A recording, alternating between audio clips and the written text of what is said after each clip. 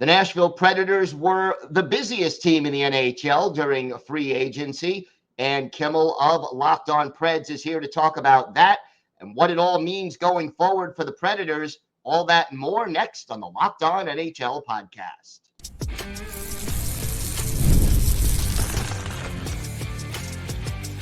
You're Locked On NHL, your daily podcast on the National Hockey League. Part of the Locked On Podcast Network, your team every day. Gil Martin here, and welcome to the Monday edition of the Locked On NHL podcast, part of the Locked On Podcast Network, your team every day. I want to thank everyone who makes Locked On NHL your first listen every day. Don't forget to subscribe on YouTube or wherever you get your podcasts so you can get new episodes as soon as they drop.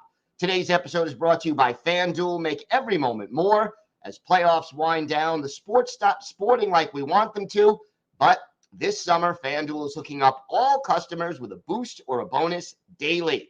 That's right. There's something for everyone every day, all summer long. Visit FanDuel.com to get started. It is my pleasure to welcome back to the show the co-host of Locked On Predators, Ann Kimmel. And Ann, gotta say, you must be in recovery mode after this busy last 10 days in Nashville. As the dust starts to settle, how do you feel about all these moves that the Predators have made? I will tell you, my initial feeling was when I yesterday clicked on the Nashville Predators page and saw a picture of Steven Stamkos listed with his stats under the heading Nashville Predators. And we are feeling pretty excited here in Nashville. It has been a wild ride with the free agency signings and the draft picks that they picked up. They just wrapped up development camp. It has been a busy 10 days, but I will tell you the excitement in Nashville over this Predators season coming up is electric. Did you expect Barry Trotz to be that active? I mean, I know there was cap space available, but did you expect him to be that aggressive in free agency? I think if you had told us that, hey, he's looking to land a couple of players, and if you would have thrown out Steven Stamkos, Jonathan Marchessault, and Brady Skjei, everybody in Nashville would have been very excited to sign one of them. But like you said, Barry Trotz had money to spend. And I think that the team last year proved some things to him that made him feel like, you know what, right now is a good time to invest. And if you can get players like these three players, go get them all. So while we expected he would be busy, and of course, everybody in Nashville had heard the rumors about potentially pursuing Steven Stamkos, I don't know that anyone really believed that Nashville would be able to get that deal done on top of and with Jonathan Marchessault and Brady Skjei. And Scott Wedgwood came in too as a backup goaltender. So I don't know that anybody anticipated it being that action-packed with that big of a draw of players coming in. As far as leadership is concerned, you've got to be excited about Stamkos's role on the team in that capacity. Absolutely. Now, at the end of the season, Barry Trotz traded Ryan McDonagh back to Tampa Bay at McDonagh's request, just for off-ice reasons. And he was very committed to bringing in somebody who had the leadership that Ryan McDonagh had in the locker room. Well, you get Steven Stamkos, who has won those same 2 Stanley Cups that Ryan McDonagh had won, has been a captain in Tampa Bay. And it is so important right now where the Predators are with their franchise to bring in these, what Barry Trotz calls serial winners, these players who have made the deep playoff runs and been successful in the Stanley Cup, who have that leadership as they're bringing up some younger players too. They're really resetting the culture, and the players that they got this free agency are absolutely off ice what Barry Trotz wanted. Where do you see these guys fitting into the lineup? Have you thought about line combinations yet? Have you had time? It's definitely been something everybody's dreaming about. Now, where will they fit in will be very interesting. The Predators had a lot of success with the top line last year of Philip Forsberg, Ryan O'Reilly, and Gustav Nyquist.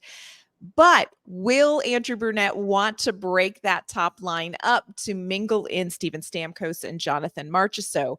We haven't heard from Andrew Brunette yet. We did ask Barry Trotz. Barry Trotz, what are you thinking about the lineups? And he said, whoa, I am not going to get in the coach's business. I know better. So we're going to wait and see what Andrew Brunette draws up in training camp. But the opportunities, the options are endless, not just for these amazing players that they have veteran wise, but also for some of the younger players that may slot in with somebody like a Jonathan Marchessault or a Steven Stamkos.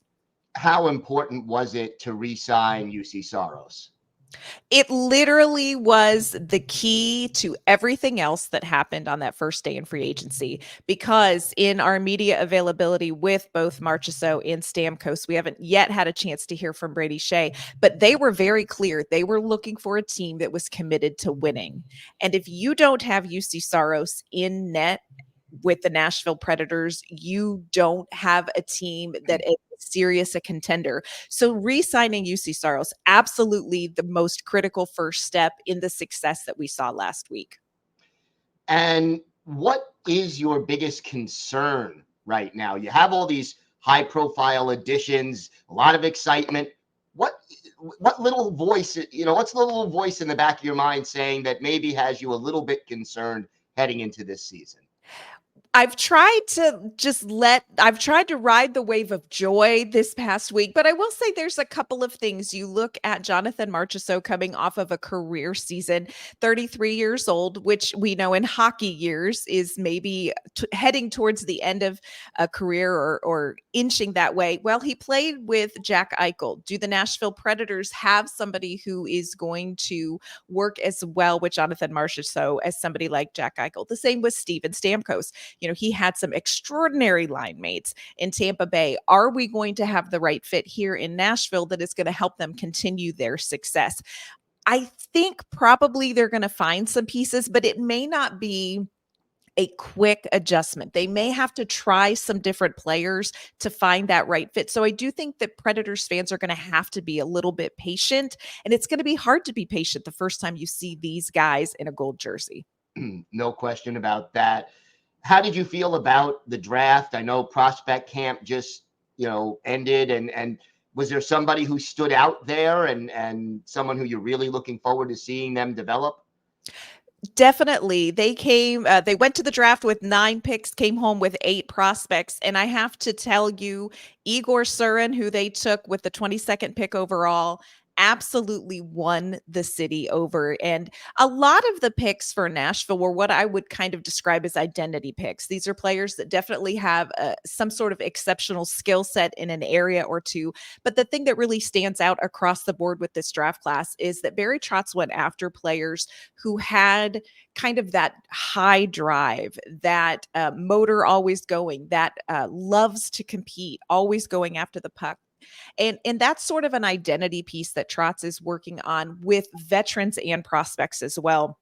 So I think across the board, you saw that in these 8 draft picks. But again, Igor Surin, they had their Future Stars game at the end of development camp this past weekend, scored the first goal, not afraid to celebrate, came 17 years old, came with, kind of broken English and was happy to do media, was engaged in, building relationships with other players and with the coaching staff. He did have to be told very specifically, you cannot check players in development camp until the Future Stars game. So it was really a great week. We got to see a lot from this draft class and previous draft classes, and a lot of improvements in some of those players as well. Always a good thing. No doubt about that. As far as cap space is concerned, do they have much left? And are there any things left on the checklist between now and the start of training camp? Yeah, all of that cap space that they had is down to they do not have that cap space. So Barry Trotz did say that it is likely that he still will make 1 or 2 moves to make some cap space to give the Predators a little bit of breathing room. did not indicate who that would be. I think a lot of Nashville Predators fans are keeping their eye on a couple players. Dante Fabro is a defenseman who is consistently brought up when you're talking about trade deadline and potential interest. Another one that I would hate to see go, but people have mentioned, is Cody Glass, who actually played with Jonathan Marchessault in Vegas. I would love to see him back in the lineup. He had a very tough season last season, but we are going to wait and see if Barry Trotz is going to make some moves to free up a little bit more space soon. All right. And why don't you tell our viewers and our listeners where they can find the podcast and where they can find you and your co-host on social media?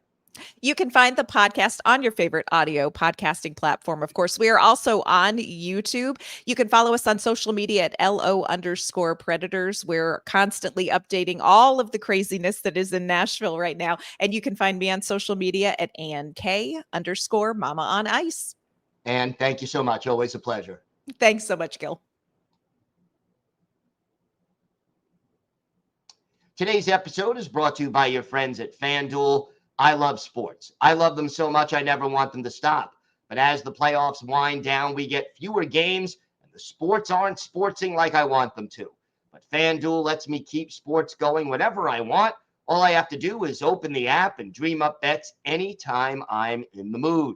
And this summer, FanDuel is hooking up all customers with a boost or a bonus daily. That's right. There's something for everyone every day, all summer long. Obviously, you've got Major League Baseball. You want to bet on your favorite team. You want to bet on who the winning pitcher of a game is going to be, who's going to win the pennant.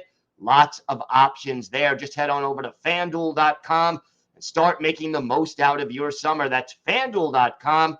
FanDuel, official sports betting partner of Major League Baseball.